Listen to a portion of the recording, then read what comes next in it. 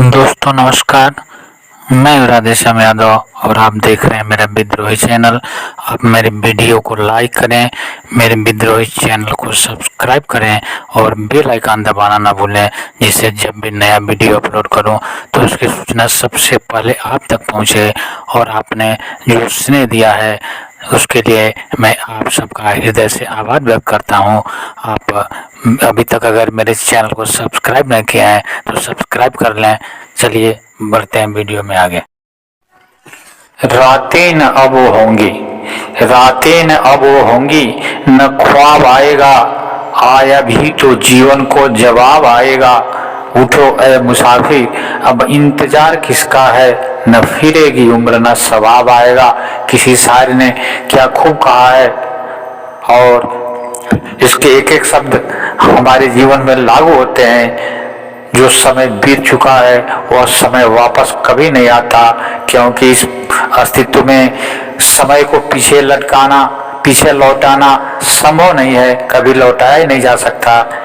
इसलिए जो भी समय मिला है उस समय का अगर हम उपयोग करना सीख लें तो हमारे जीवन में खुशियों के फूल खिल सकते हैं, हमारे जीवन में आनंद के बादल बरस सकते हैं। लेकिन हमने तो तय कर लिया है कि हम अपने समय को बर्बाद करते चले जाएंगे, बर्बाद करते चले जाएंगे और अपने जीवन का कीमती समय हम कंकड़ पत्थर इकट्ठा करने में व्यतीत कर देते हैं। हम जिसे भी संपत्ति समझते हैं, जिसे भी हम अपनी संपत्ति समझते रहे हैं और जिस संपत्ति को इकट्ठा करने के लिए हम पूरे जन्म भर भटकते रहे हैं, अनेकों तरह के उल्टे सीधे कार्य करते हुए, पापमय कार्य करते हुए हम धन और संपत्ति इकट्ठा करते हैं। और जिस दिन के लिए जिस उम्मीद के साथ संपत्ति इकट्ठी करते हैं वह उम्मीद टूट जाती है।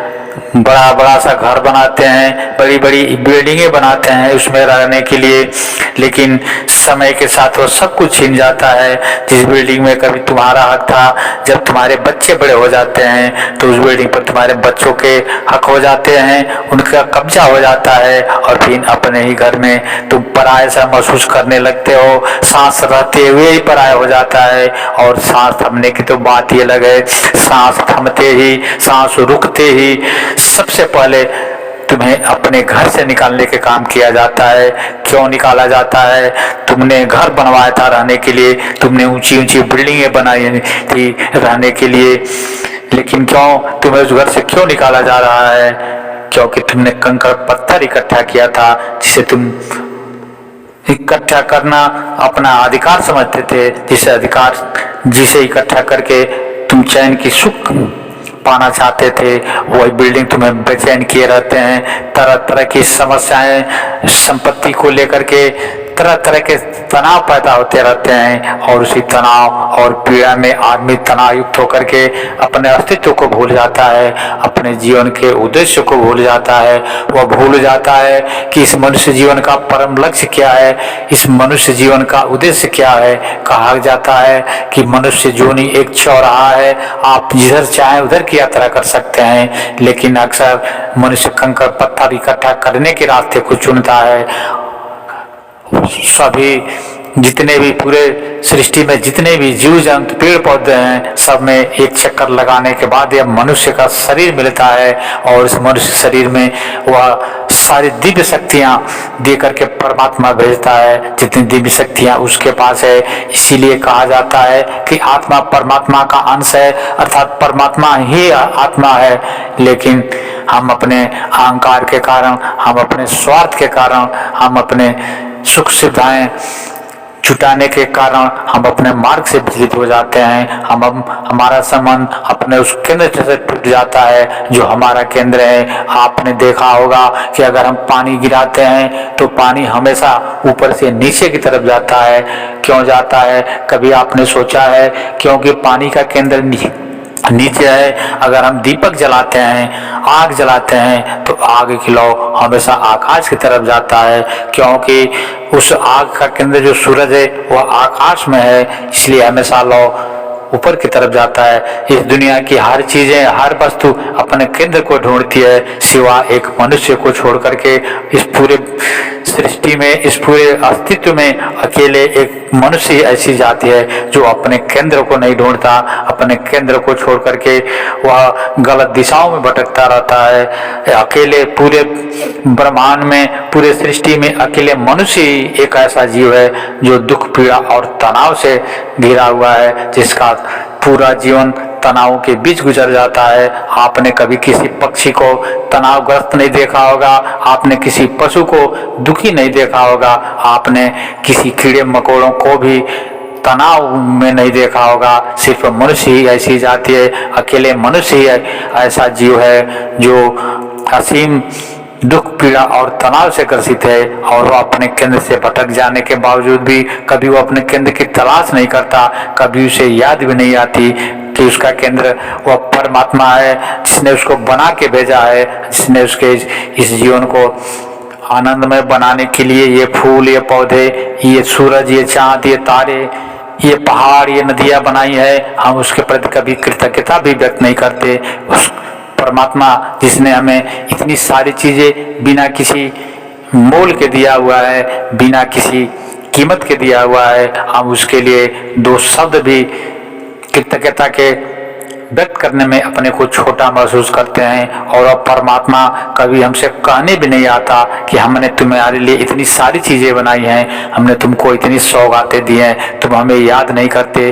फिर भी हम बात बात पर उस परमात्मा को दोष देते हैं, बात बात पर उससे शिकायतें करते हैं, बात बात पर उसे शिकवा करते हैं। हम कभी सोचते भी नहीं कि हमारी क्षमता क्या है, हमारी औकात क्या है। हम तो इस प्रकृति में, इस विशाल अस्तित्व में एक तिनके के समान है कि जिधर से भी आंधी आए, जिधर से भी हवाएं आए, जिधर से उड़ा कर लेकर चले जाए, हम तिनके से भी छोटे हैं। हमारा अस्तित्व इस विराट अस्तित्व में एक तिनके से ज्यादा नहीं है, फिर भी हमें अपने इस तिनके रूपी अस्तित्व पर इतना अहंकार है कि हम अपने आगे किसी को कुछ समझने की परवाह नहीं करते। हम अपने अहंकार के पूर्ति के लिए न जाने कितने उल्टे सीधे कार्य करते रहते हैं और जन्मों जन्मों से दुखी हैं, जन्मों जन्मों से दुख और पीड़ा और निराशा से घिरे हुए हैं। फिर भी कभी हम अपने केंद्र के तरफ जाने का प्रयास नहीं करते, कभी हम अपने उस केंद्र को ढूंढने की कोशिश नहीं करते, जहां पहुंच जाने के बाद सारे दुख, पीड़ा और तनाव अपने आप गिर जाते हैं। जहां पर कोई दुख, तनाव और पीड़ा नहीं होती, वह केंद्र हम सबके भीतर है। हम उस केंद्र को ढूंढ सकते हैं। उसी केंद्र को चाहे आप जीवन का केंद्र कहें या परमात्मा कहें, जो भी नाम दें कोई फर्क नहीं पड़ता, लेकिन वह केंद्र हम सबके भीतर है। और उसी को ढूंढते हैं मंदिरों में, मस्जिदों में, गिरजाघर, गुरुद्वारों में, तीर्थ स्थानों में, नदियों में, पहाड़ों में। और वह परमात्मा तो हमारे भीतर है, वह हमें आवाज देता रहता है, वह निरंतर आवाज दे रहा है, वह हमारे इंतजार में अपनी बाहें फैलाए हुए है। लेकिन हम अपने अहंकार में, हम अपने स्वार्थ में इतने चूर होते हैं कि हम उस परमात्मा की पुकार को सुन नहीं पाते, हम उस परमात्मा की आवाज को सुन नहीं पाते और हम उस परमात्मा को जानने से वंचित रह जाते हैं, जिसे पा लेने के बाद हमारा मानव जीवन